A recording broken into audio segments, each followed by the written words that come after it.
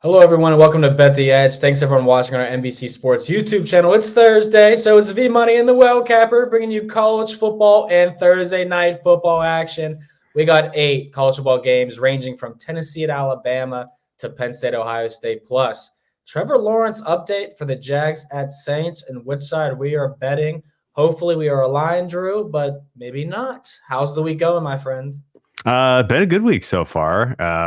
The NFL market generally agreeing with my stuff, which I like. But it's been soft. I mean, there's things are getting nibbled right now. It's there hasn't really been any big swinging moves, and I think similarly in the college football market, like we're getting to the time of the season where it's really tough to grind some of these out because a lot of these teams are solved. And so, to a degree, there's some coin flipping for sure with me and college football. There's some coin flipping always, but particularly this time of the season when there's really, really fine margins that are separating some of these teams, some of these handicaps, and the market's so efficient. So excited to hear what you have. I'm sure you're gonna probably outdo me today in terms of the insight, but looks like a fun week. Yeah, I think it's gonna be a fun week. It's become a sharp week though, because you kind of mentioned the line movement in college football.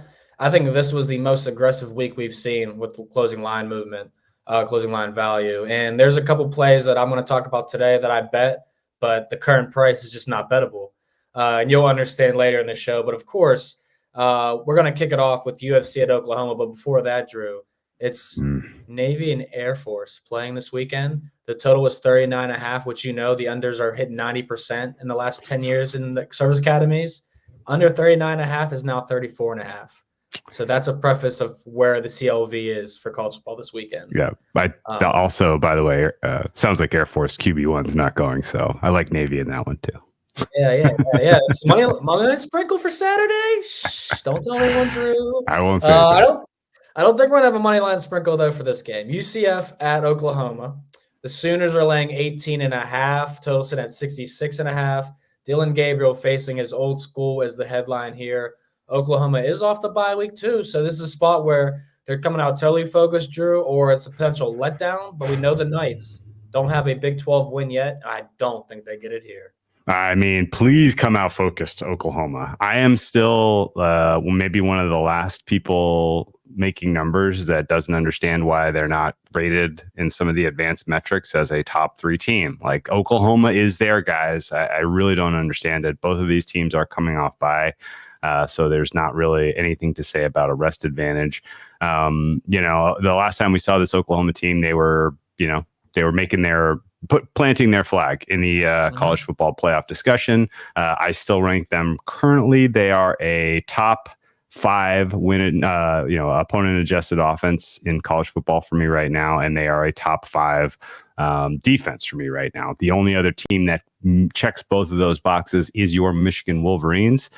So I think the Oklahoma Sooners are here to stay. I hope they stay focused. I hope they do not fumble the bag here. And I think as I look at sort of the statistical makeup of the Central Florida the Knights, the thing that really stands out is they have an absolutely atrocious rushing defense. So Oklahoma should be able to, if they can generate a lead, if they can have a play from a positive game state, put this one away pretty comfortably on the ground, not really risk, kind of high leverage turnover type opportunities that UCF is going to need to get back into this game.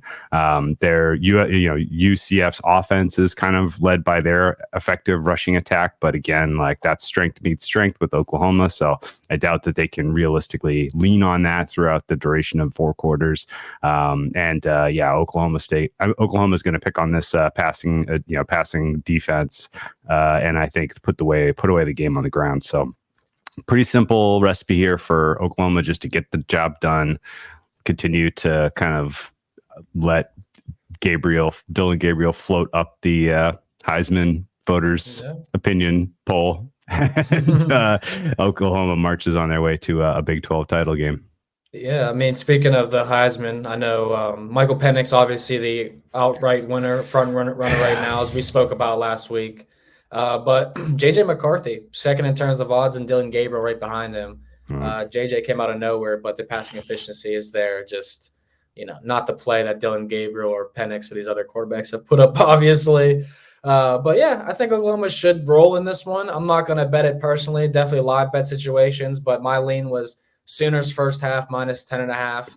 Felt like them leading by 2 touchdowns was not asking much against this Knights defense, and Dylan Gabriel is going to come out pretty excited to be at home and playing UCF in this one, his former team.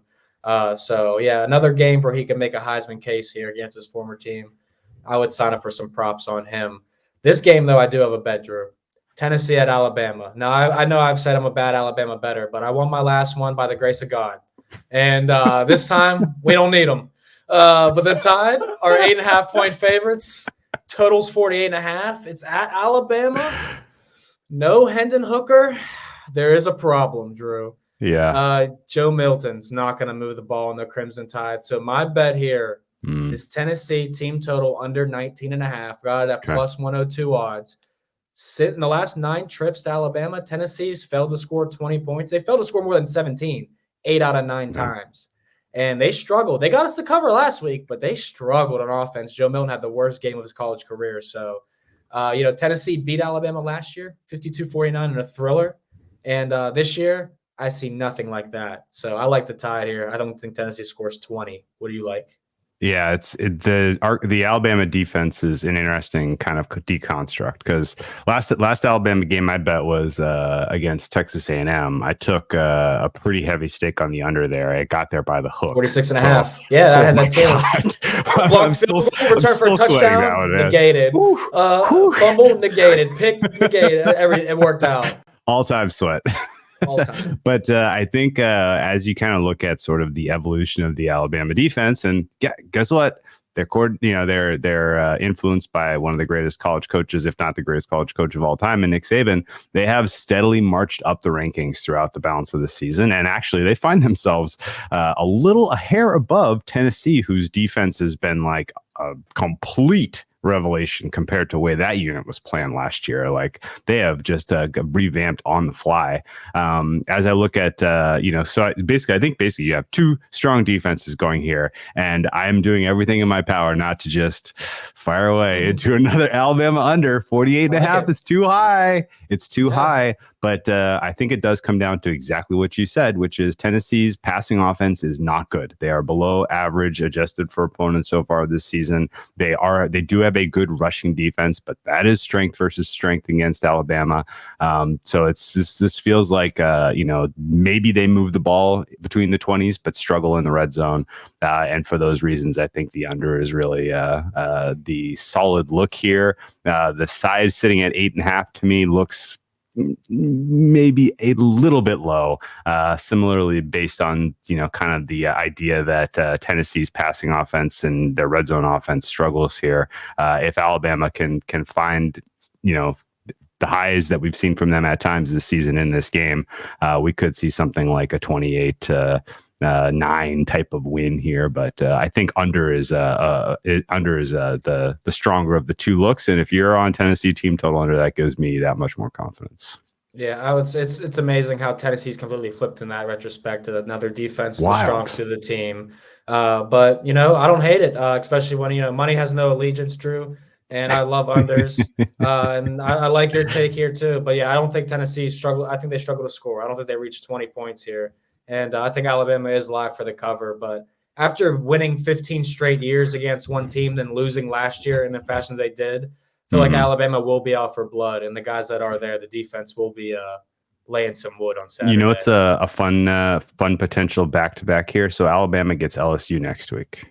LSU's offense is elite. And I think that's going to be kind of a fun. I hope that our angle's right here and that they just literally shut down Tennessee. Maybe that there's a market overreaction to be had next week and we can come back with LSU team total over because they are rostered in a way that I think is going to give Alabama trouble. And honestly, that's going to be one of the best games of the week next week. I can't wait for LSU Alabama. Every year, one of the best. This year is going to be this one's going to be fireworks. Yeah, and it means a lot because they both still have 1 loss, and Georgia's looking vulnerable. I mean, they've looked vulnerable over the last month. So, yeah, if you're going to make a run, it's got to be now or never.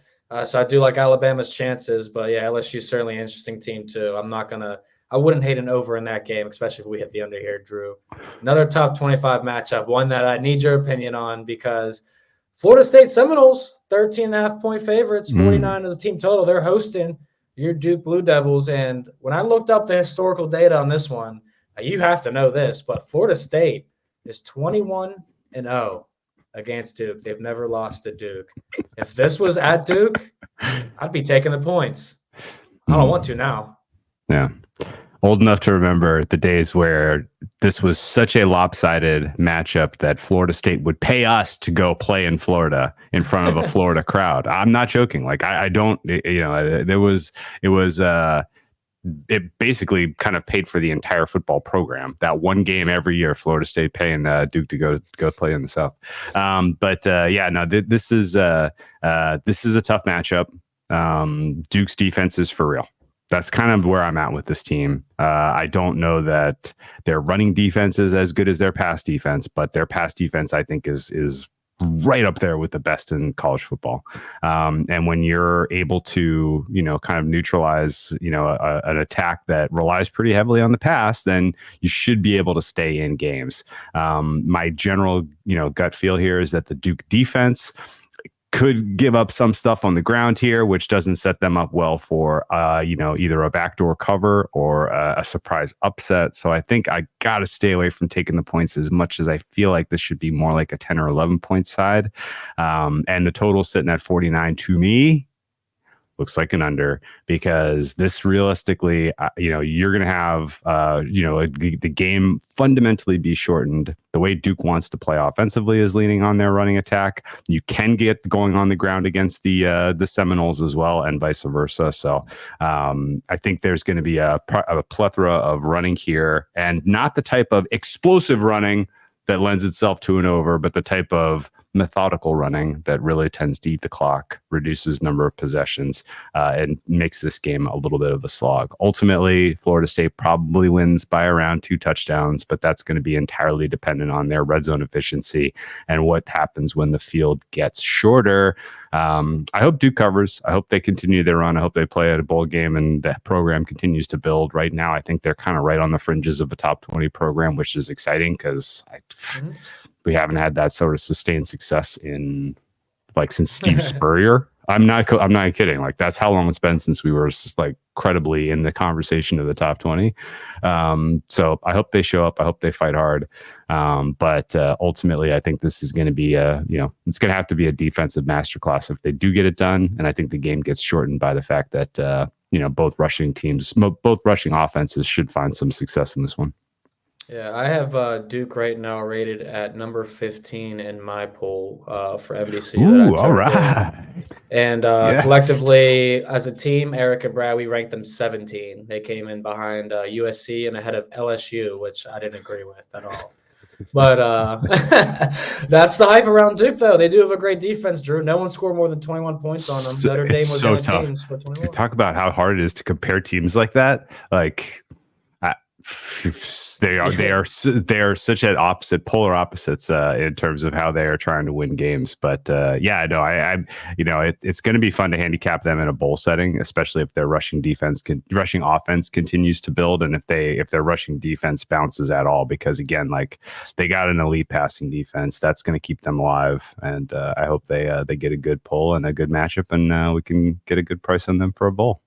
Yeah, Duke will definitely be in a bowl game, and it's going to be a good one, too. I hope they match them up with someone that's exciting, like an Oregon State or an Ole Miss, or maybe Tulane. Let Duke and Tulane duke it out, Drew. I like Duke in that matchup, too. Just one other quick note. There are questions swirling about Duke quarterback availability. I don't have the inside goods. I've been asking everyone I know that has any kind of ear to the ground, and it does sound like a real 50-50 type of proposition. So this market could move again, but whether they send the guy out, somewhat limited, or whether it's the backup quarterback, I think either way, this total is going to take money to the under. Yeah, no, I'm in agreement with you there, especially if the quarterback's out. That line's going to drop drastically. And so will Duke's team total, and as a road team, that'd be worth a look for me, Drew. Sorry to say it. But, I don't disagree with that. Yeah. But the next game is my people's parlay pick, probably. I'm either going to go money line or spread here. We're talking USC, 7-point favorite against the Utah Utes, total set at 56. And, ultimate bounce back spot for USC here, who lost to Notre Dame in dramatic fashion. Not even. It's just terrible fashion. They lost dramatically. They lost. That's what I meant to say. Dramatic, not dramatic fashion. But yeah, they lost dramatically. Brad Thompson was blowing my phone up. Dude, this is the easiest pizza bet you ever made, blah, blah, blah. And I'm like, I told you. The book said Notre Dame were going to win. And I think the situation where they're telling you USC is probably going to blow Utah out. And Utah, they do have a great defense, Drew. We know that. But on the road, they don't travel the same. And that offense, while anyone could usually move the ball in USC's defense, I think this will be the best defensive effort we see from the Trojans in at least a month. And while people might overreact to it, this is the Utah offense we're talking about. Yeah, it is. And it is the Utah offense on the road. Yes, which has a pretty dramatic split so far for those guys. Cam Rising remains out, from what I can tell. Figure out what's going on in that situation. I thought he was medically cleared like a month ago, but apparently, the knee injury was much more serious than anyone let on, and so he remains out. And I think the idea of if the Trojans defense is going to show you anything all season, and I guess they did fairly well against Stanford. I guess we'll give them a pat on the back for that. But if they're gonna show you anything else this season, it's going to be here. It's going to be in this spot. You're getting Utah, who is coming off of a home game, off of a bye, who barely got to 34 points against Cal's defense. Congratulations on the win and the cover and getting your game over the total, but it is still, problems are not solved with that Utah offense whatsoever. I like their coach. I like their scheme. They need more talent. They need they need a better quarterback play, obviously, and they definitely need to have a sharper performance on the road before you get involved with either taking any kind of points with this team or playing any kind of over. So I don't know that I'm ultimately going to go to war with you here on this team total under, but this is sets up pretty clearly as USC or pass, because USC is going to get theirs in this game. They're going to score points here. Yeah, no, I have no problems with that. This is it's been almost a month, about 3 weeks since Utah's had a road game.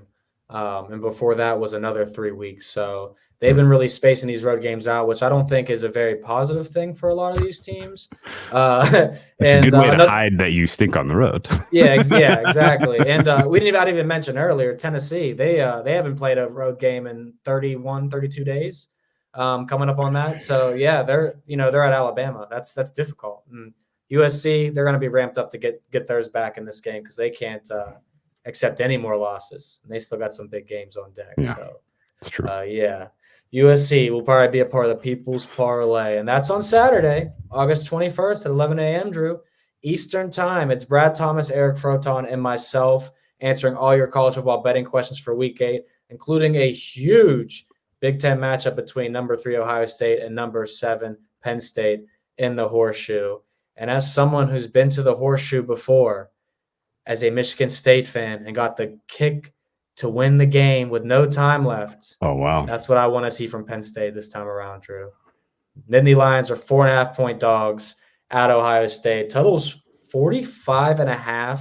And when I spoke on Navy and Air Force and that line moving drastically, Drew, I bet this at 52.5, the over-under. It's 45.5 now. Wow. There's no value. People are still talking about this is going under. I don't know. Okay.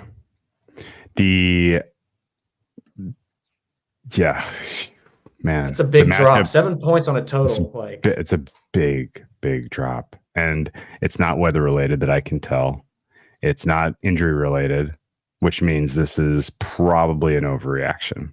Any kind of move of that magnitude that's not fueled by some sort of injury this time of year, particularly let's be honest, it's not fueled by a quarterback injury or the starting running back. If that's your offense, then it's probably an overreaction. So, boy, this is a good game. It's one we've been waiting for. The Big Ten itself is still somewhat open, even though as you would rank these teams, you put Michigan number 1 with a bullet.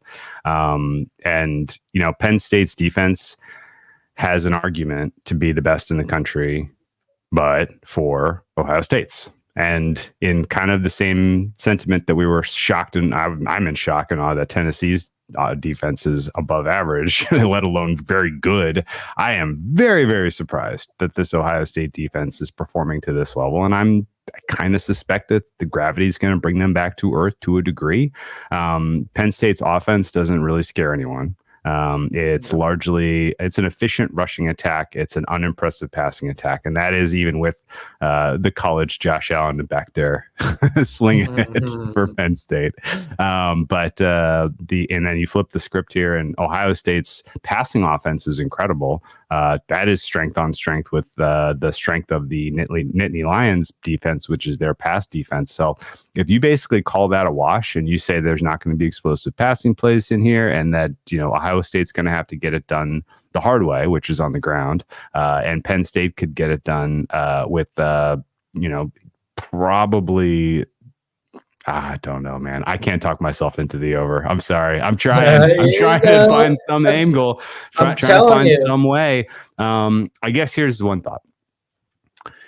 When you have like these standalone circled games on the schedule that mean so much to each program over the balance of the season, any kind of wrinkles, any kind of tendency breakers, any kind of surprise trick plays, like just the real stuff that you save for a rainy day. Well, guess what? It's the rainy day. Here it is.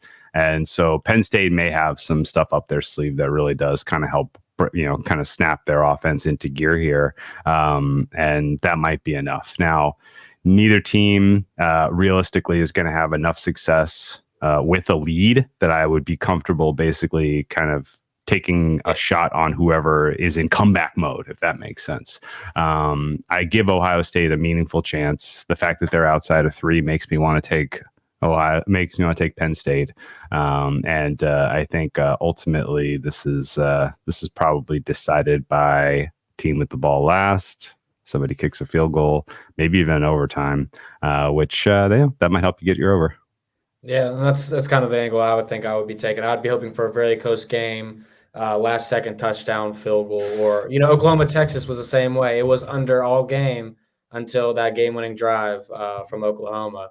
But yeah, speaking of comeback drives, the game-winning drives, Kyle McCord got his first one on the road this year against Notre Dame. His first year as starting quarterback. Drew Dinsick still hasn't had that moment yet where he's been tested. This will be his big test, and he's on the road. So that's kind of, I think, why the total has dropped. And this is the best defense James Franklin's had, and arguably one of the better defenses Ohio State's had when, they've been primarily just an offensive juggernaut. And I wouldn't classify them as that. They have potential to be that any given week. But I still think Ohio State has work to be done with Kyle McCord at quarterback. But so let me ask you, if you're Penn State and you're constructing a game plan here, is it pass heavy? I would be passing. Ohio State doesn't get many sacks. I haven't checked the last 2 weeks, but I know the first 3 weeks of the season, Ohio State had 1 sack total. And they played like Youngstown State and terrible teams. Okay, that plays into an over then too, because clock's going to stop more often with the incompletions. You could have some turnovers, interceptions, things like that flip field. So, I'm starting to get there. This does it feels too easy to play an under when you have the top 2 defenses in college football head to head. It's not even there are ways, I think, for each of these teams to kind of find some groove, some specific matchups that work to their advantage, so that you do have at least a score and answer type of environment as opposed to a field position punt game, which is what you would need to get this under home. Yeah, it's going to be a tight game for sure, I think. I mean, I definitely want to take Penn State with the points, but this is going to be, like I said, a road game for Penn State, and Alar's first true road game as a freshman. And I think Ohio State scores first. We're getting a 9.5 or 10.5 on the spread. Wow. For Penn State, and that's probably what I'll be on right away. So that's kind of my angle, since my total has been totally demolished here. But there is another total on the board, Drew, that I did attack, and it's only moved 1 point. And if you're scared to play Penn State, Ohio State under, well, you probably are pretty terrified to play the under in Minnesota, Iowa. 31.5, the lowest total I've ever seen as a bettor. And I'm absolutely playing the under. No questions. Just for the novelty? Well, that's one part of it, but I mean, it's Iowa football, one. Secondly, it's Minnesota football, who is just as bad on offense, but both situations, defenses are much better than the offenses. I don't believe in the coaches with their play calling. And the last time these teams met last year was 13-10, Drew. Wow. But Minnesota hasn't played on the road in 30 days. Iowa has the worst third down percentage in the country on offense at 26%. Neither team's moving the ball, man. Iowa needed an 82-yard touchdown to get in the end zone last week against Wisconsin. Under 31.5. Yeah. Give it to me. You want to know what's wild? The last 2 times we've had a total under 32 in college football, it was Iowa games. 19. What happened? So basically, December 31st, 2022, Iowa-Kentucky bowl game. It was a 31.5 point total. Yeah. Iowa won 21-0. It stayed under. Yeah. The time before that, it was, you're not going to believe this, man, November 19th, 2022. Iowa at Minnesota, 31.5. And there were 13. It was there were 23 points in that game, so it also cruised under. The 5 examples I have in my database of a 31.5 point or 32 point total or fewer, all of their 5 went over, but none of those were Iowa games. So. We got that going for us. I guess let me ask you this: so that Minnesota's coming off of a bye, right? And last week we got stung by Indiana with the trick play off the bye. Like, is there a potential that there's an early, because these super low totals, it does feel like there is early offensive success and then it just completely dries up. You think any inclination to wait and see if there's a fluky score in the first quarter of this one and take a live under, or you're just going right to the wall with 31.5? I already bet 32.5 and 31.5. But the live betting is there. Like, I mean, even with Michigan last week when Indiana scored on that touchdown, like I put on social media, like, we're taking the under 9.5 now. And then we let that first half play out, and I said, they're not scoring again. So now we're taking the under 7.5 now to get our money back. So same situation for Iowa football. It's not going to change. Iowa, Indiana, Minnesota. I mean, tomato. It's going under. So I like. Okay. I have a little bit of an appetite here to bet Minnesota. It is a very, very tiny, it's an interesting line. It's a very teeny, tiny little bit of an appetite. And it's based on the idea that there are, like, as good as Iowa's defense has been, like, you can still run on these guys. You can run on them a little bit, right? And, Minnesota they're clearly at least an average rushing team in terms of EPA per play, opponent adjusted this year. And if the average rushing attack, that's what you want if you're going to be competitive on the road. And the fact that you're getting outside of a field goal, like, this is probably a game that gets decided by a field goal. Minnesota could be playing ahead from here, in this one. So I'm not sure how I'm ultimately going to fall on this one way or the other, but at current price, I would lean Golden Gophers or pass. Yeah, the most Hawkeye thing would be Wisconsin take a stranglehold on the Big Ten on their side division and then lose to Minnesota the very next week as a home team. Absolutely. If this was at Minnesota, I'm taking the Gophers. But honestly, for a couple bucks with a money line parlay for underdogs, I would definitely throw Minnesota in there. There's someone I could see winning this game for sure. Iowa's offense is atrocious. So if you're watching that one on NBC and Peacock, enjoy. There won't be many points, ladies and gentlemen, and we're going to love every single second of it. For another game, I consider the under because I write out, Drew, all my potential bets a week in advance in my notes in my phone, and then I go back and decide if the totals and numbers are what I want. Okay. This one, Wisconsin at Illinois. I wanted the under if we were going to get a 44.5. It opened at that and quickly moved to 42.5. It's probably going to close 40.5, 41.5. And we got the Badgers laying 2.5. Money coming in on Illinois. This is the Brett Bielema Bowl, as he was the former coach of Wisconsin. So that's why Illinois is getting money. I like the under still. I'm not going to play it. I have better bets out there, but I do think this is another game where it's 21-17.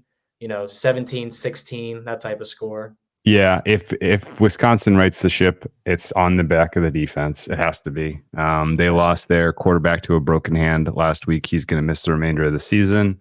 It's not like they were an especially bright offense with him, but I think without him now, you have to put them very clearly in the bottom tier among college offenses. This is going to be a pretty run-heavy approach for them, which should shorten the game. And this is going to be a pretty kind of a defensive focused approach. Wisconsin is an elite pass defense. They are just an okay run defense. And so you look at, what Illinois is bringing to the table, a little bit better than average rushing attack and a worse than average passing attack. So one-dimensional team, one-dimensional spot here for Illinois. And I'm fine playing an under 42.5. That's probably a hair high. But I think if you like that what you're saying is Wisconsin's running game and their defense are going to dictate here, which means on the road, laying 2.5 is probably the right look. I'm glad you said that, Drew, because Braylon Allen is one of the best running backs in the entire country. Yes. And last year, he had his career low, 8 carries, 2 yards against Illinois, who had the best rush defense in the country last year. This year, they're ranked 100th. So guess who's got the revenge game on his back is Braylon Allen. Allen. Didn't know that he performed that poorly last year. Wow. Yikes. But Illinois truly had like a top 5 rushing defense all season without a doubt. So completely opposite this year. But this game reminds me when you said Wisconsin's probably the right side here. I agree with you because when we talked about Iowa-Purdue 2 weeks ago, Iowa was the favorite with a backup quarterback. And we were talking about that's a situation where the books are telling you they are the right side, in my opinion. They did win that game 20-14. Same situation here where I lean Wisconsin because road favorite with a backup quarterback. It's the Braylon Allen show, simply put. So let's move on to the Big Ten Peacock game at night, Drew. It's the rivalry, Michigan State. Wolverines 24.5-point favorite, total of 47.5. You already know what I bet. I don't care that we got burned last week because we made our money back. But the team total was 10.5 for Michigan State. Nobody scored more than 10 on Michigan, so that was an easy play for me. They were held to 7 last year and scored 14 or less in 4 of the last 6 meetings. So what do you like in this game? Total, spread, team total? Shutout for the Wolverines. Let's go. Actually, what I like in this game and what I hope happens, and this is partially me talking my own book here, so I know that. I apologize. I would like a little bit of a clunkier performance for the Michigan offense on this one. Like they've been getting by playing some bad defenses and some bad offenses. They've had great field position. They've been getting easy, like not competitive wins. Well, now you got to face, step up in class in terms of defense. Michigan State's not great, but they are absolutely, a good rushing defense, which means this is almost entirely on the arm of the new number 2 favorite for the Heisman. I think ultimately on the road in a hostile environment, to a degree, you throw the records out when Michigan State play. To a degree, you kind of expect that the underdog in these type of spots comes and gives you a positive Z-score type of performance. I hope that we see that. I hope that it's the defense really that shows up for Michigan State. Michigan State's offense is bottom 2 in the NFL, in the FC, in college, in Power 5 college football. Only team they are better than is Iowa, which means yes, they are worse than last week's Indiana test. And so Michigan's defense should be able to hold these guys into the single digits pretty comfortably. So I like your under 10.5 look there. This is just a question of how efficient is the Michigan offense. And if they stub their toe a little bit out there, if this is kind of like a 200 yards through the air, 2 touchdowns, 2 picks kind of performance for the QB in out of Ann Arbor, then I'm going to be pretty satisfied that he's going to take a step back in the Heisman race. And that Michigan's they're winning because of being a complete team. It's not entirely worthy, in my opinion, to reward the quarterback for what is clearly a team effort so far, being the best in the country. It's more of an NFL thing for MVP. Yeah, exactly. That's not how we do it in college football. This is the best player in college football, and I'm just not seeing it. Yeah, no, I agree with you. I don't think JJ McCarthy should be someone invited to the Heisman ceremony. But if you want to invite him, fine. But giving it to him over some of these guys who are performing better, I wouldn't do it. Yeah, no, there's plenty of guys. I mean, even what we saw, this is, I guess what I'm about to say is a hot take. I'm gonna stop myself, but. I mean, if we're still talking Heisman candidates, like I'd take Caleb Williams' season over JJ McCarthy's if you're talking just quarterback to quarterback. Like Caleb didn't look great last week, but it's okay. Obviously, he's the guy you want on your team. But Drew, we're done with college football. What's your favorite pick that you gave out here? Whew. Boy, I think based on numbers and numbers alone, it is the Tennessee Alabama under 48.5. I think that should be 44. And you align with that. So let's go back to the well, man. Let's sweat it out. Bama, Tennessee, 48.5 to the under. I love last night I officially played that Tennessee team total under, and I was super excited to play it and make it an official pick for today. So yeah, ride those two with us, everybody. And of course, ride Iowa, Minnesota under with me, because you have to. But we will see more points on Sunday Night Football than we will on Saturday college football, because two of the most explosive offenses meet up when Philadelphia takes on the Miami Dolphins.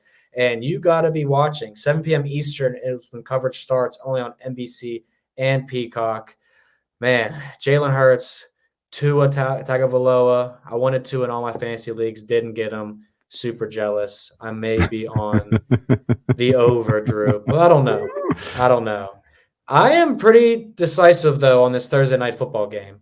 Jaguars at Saints. Saints are laying -1. Over-under is now 40. Of course, Trevor Lawrence practiced. He had a brace. They signed a quarterback, too, just in case he isn't going. CJ Beathard is the backup.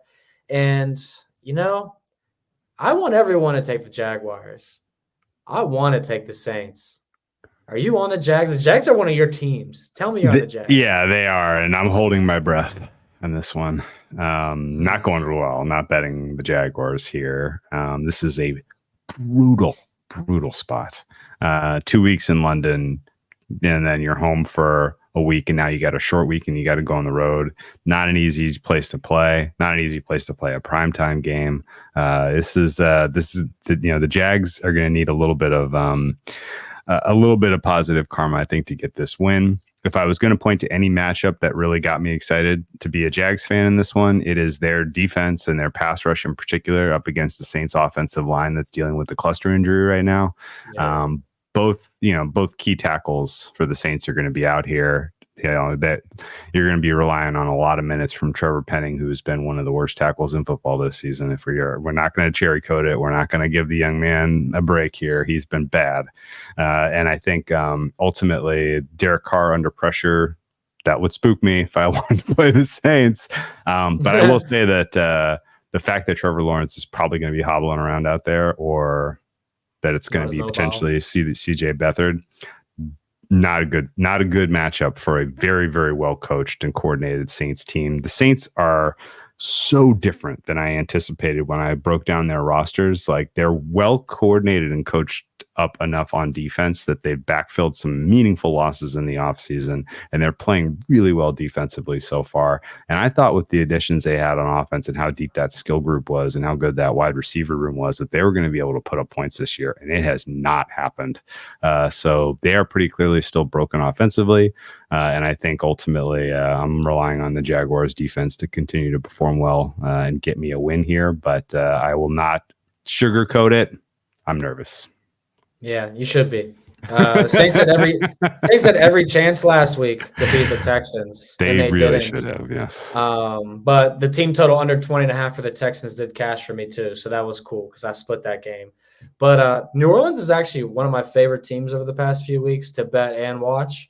And it may sound wild because they're not like super entertaining on offense, to be honest. But like Shaheed's helped them a lot. Olave is good. Kamara's obviously back. They still need more Taysom Hill. If you have any questions about New Orleans, the answer is more Taysom Hill. But New Orleans Saints defense is not a top 5 unit. They're a top 3. And they have been awesome. 12 of their last 13 regular season opponents have scored 20 or fewer points on them. They have the second most interceptions this year, the second best completion percentage at 56, and allowed the 5th fewest yards per pass attempt and completion. I mean, they have played top notch. In this situation, like you said, for the Jags, coming back from London, having a home game, and now a short week with their banged up quarterback, none of that spells road dog winning outright to me. And the spreads come down from -3 Saints to -1 Saints. And I'm hoping it becomes a pick 'em or flips to Saints +1. Yeah, and I think most of the market movement you've seen to this point has literally been people just trying to handicap percent likelihood that Lawrence plays. And I got to tell you, like, we've seen it enough now in the last 2 years. These elite quarterbacks, they call their own number. They want to play, they're going to play. Doesn't matter how short the rest is. Doesn't matter what the implications are for the season long term. They're given the latitude to call their own number here, and that has not worked well for any of them. Josh Allen last year with the UCL, Herbert last year with the broken ribs, Burrow this year with the strained calf. If you're an elite quarterback, just take a couple weeks off, get right. Come back, be your effective self. Jags could lean on their defense and a run game here and do just enough to win. My expectations are pretty low for the Jaguars offense here, kind of independent of the availability of Trevor Lawrence. So that's the way I would attack it if I had to have a bet on it. Yeah, and I want to apologize to everybody for not having another first quarter team total under for this one because I considered it, Drew. But they juiced the Saints to minus 150 for under 3.5. I forget what happened in Broncos Chiefs. Did it get there? Yeah, it got there. Oh, it was easy, Russell right? Wilson, they went for it on fourth down the first drive. And That's right. That's right. Thank you for the reminder. I knew. And they were in field goal position. Yes. Yeah. We've had some elite sweats with the first quarter team total unders. But we'll find another one. This one didn't crack it, but the Jags were under consideration, so were the Saints. So man, that under last week was rocking chair winner. Jeez. Literally. And we could have another one here, Drew. Could have another one here. But love the show today. 8 college football games, 1 NFL game. As always, from Drew and Vaughn, we appreciate you guys, and thank you to producers Dan and Adam as well for holding us down. Make sure you guys drop a like, subscribe, and head over to NBCSports.com and also Amazon.com/NBC Sports. Enjoy those games, enjoy the sweats, and let's win some money.